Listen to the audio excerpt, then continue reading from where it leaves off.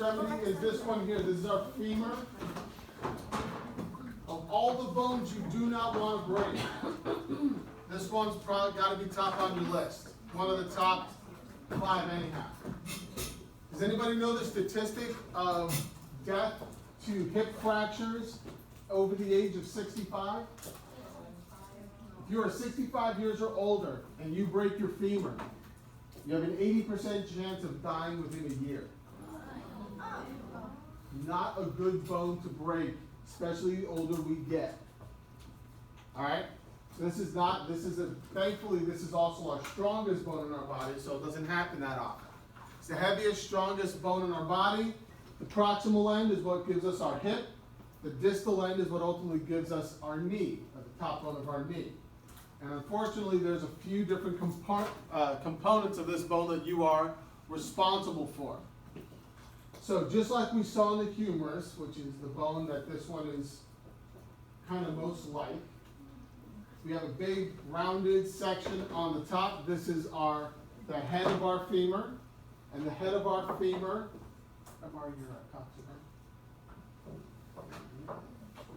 the head of your femur articulates with the acetabulum to give us a hip joint.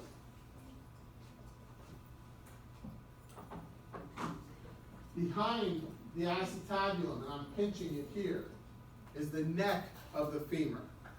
On the board it calls it the surgical neck. If you want to be hoity-toity, call it the surgical neck, that's fine. But you can just call it the neck. If you're having a hip replacement, this is what they cut off.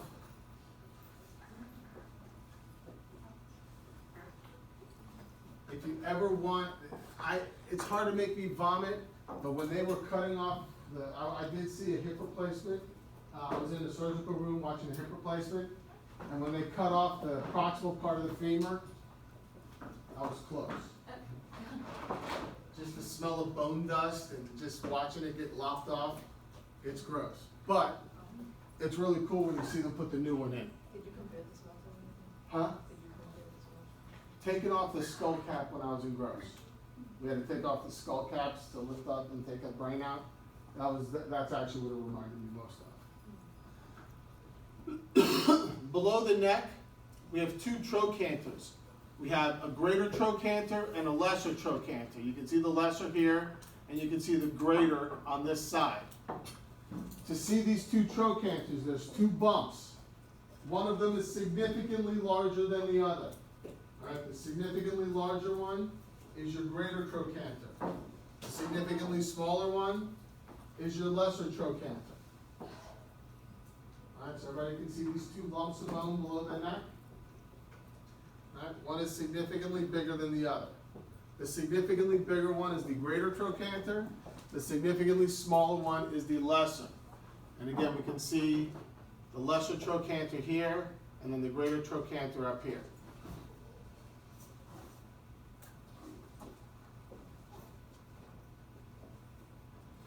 And as we get to the bottom of our femur, we have 2 smoothed out arches of bone at the very, very bottom. And I'm kind of rubbing my fingers on them.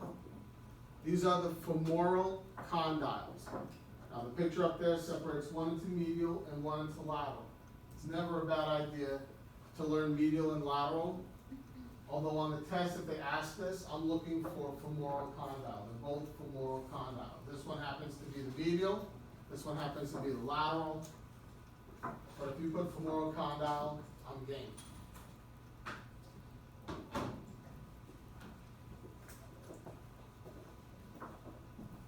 Any questions on the femur and parts of the femur? Either picture. Good. Which brings us into our lower leg. This is where our tibia and our fibula are located. This is where the tibia, which is this bone, and the fibula, this bone, are located.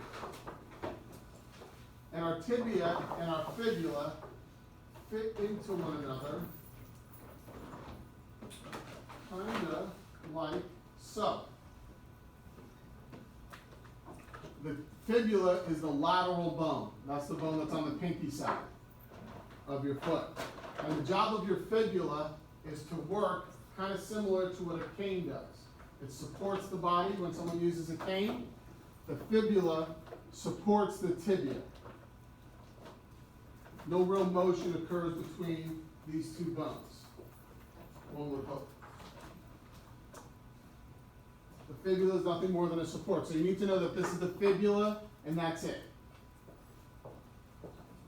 Your tibia, on the other hand, has a couple components you are responsible for. First off, as you look at the top of the tibia, it's got a nice flat profile, but in the center, it's almost like it has a little mohawk.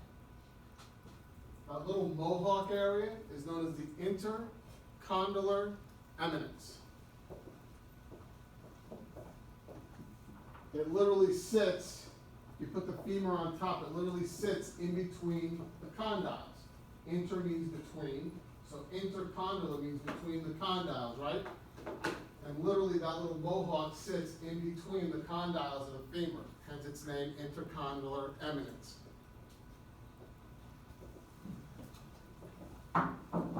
This one's important because this is where two very, very famous ligaments exist. What two famous ligaments exist in the knee? ACL and PCL, right? The anterior cruciate, posterior cruciate ligaments, they attach to these two little bumps that we see here on the intercondylar eminence. That's what makes it important. The MCL, that's the MCL's medial collateral, that's over here, and the lateral collateral is over here. Those are the four key ligaments. I just knew the ACL and Yeah. Well, that's the terrible triad. The ACL, the MCL, and the medial meniscus. If you tear those three, that's called the terrible triad. I've never heard of the PCL. Yeah.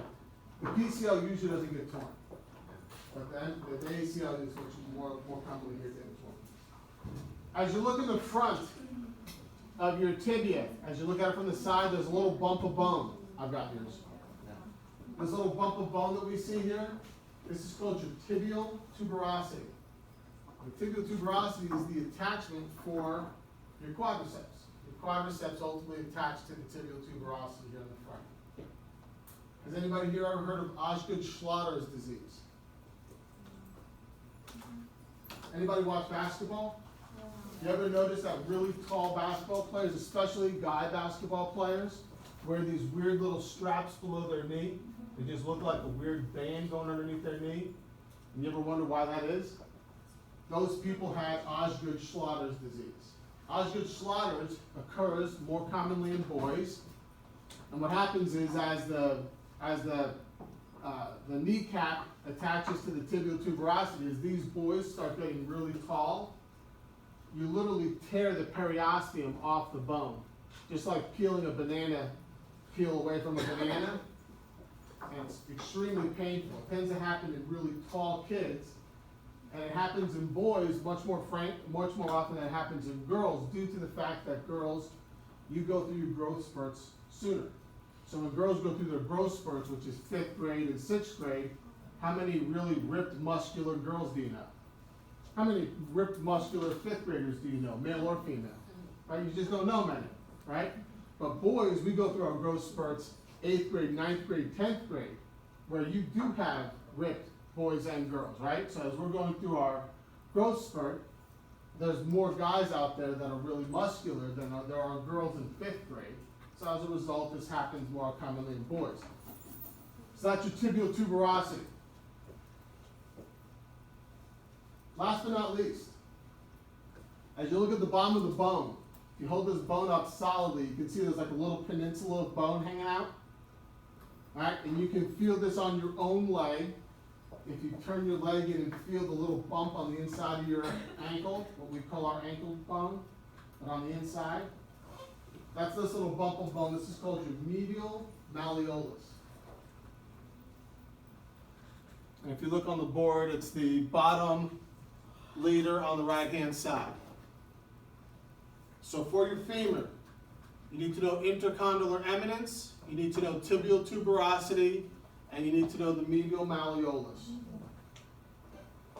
For the fibula, you just need to know that it's a fibula. And they ask fibula frequent enough. Which brings us to our foot. This is the last part of our skeleton. In our hand, we have 3 sets of bones. We have carpal bones, we have metacarpal bones, and we have phalanges. In the foot, the same basic premise exists. We have tarsal bones, we have metatarsal bones, and we have phalanges. Beyond tarsal and carpal, the other difference is how many carpal bones do we have? I said 8, because there is 8. How many tarsal bones do we have? We only have 7. That question gets, I like to ask that question on the lecture exam. So there's 7 tarsal bones. The other difference is I told you didn't need to know any of the names of the carpal bones, but you do need to know the names of 2 of your tarsal bones. You need to know the calcaneus and you need to know the talus. After that, the foot and the hand are really more similar than they are dissimilar. So as we take a look at our foot, and there's a couple ways of looking at the foot.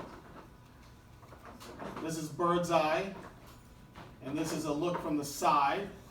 We can actually see the bones in question. So when we're looking at our tarsal bones, which are the bones from this point back, there's 2 that you're responsible for. You're responsible for this one and this one. As you look at this from a bird's eye, you're responsible for this one and this one. This bone here is your heel. What anatomical term means heel? Calcaneal, right? Which is why this bone is called your calcaneus. Right? So your calcaneus is your heel bone. Just above it, this bone above it, this is our talus. T-A-L-U-S.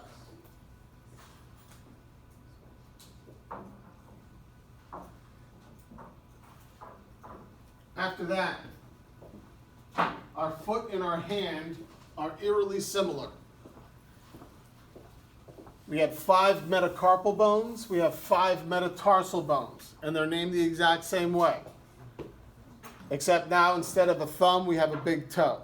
The big toe is 1, the pinky toe is 5. So this is metatarsal 1, metatarsal 2, metatarsal 3, metatarsal 4, and metatarsal 5. Just like we saw in the palm of the hand. The phalanges are the exact same as well. I told you that if you have a phalange, which is underneath a nail, that has to be your distal phalange. Well, you should have 5 toenails as well. Each phalange that's under one of your toenails is a distal phalange. Each phalange that attaches itself to a metatarsal bone is a proximal phalange. So we have 5 of them. And then the 4 phalanges that are in between proximal and distal phalanges on the 4 smaller toes, those are your middle phalanges. The exact same scenario as you saw in the hand. Any questions on the foot? All right, so label those bones. I will put up any picture you choose. And make sure you take your pictures. Yes, ma'am.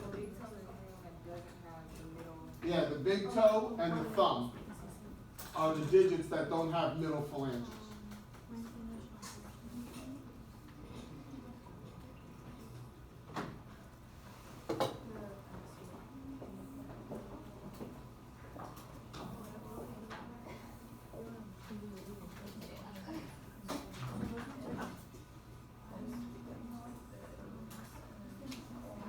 Oh, so those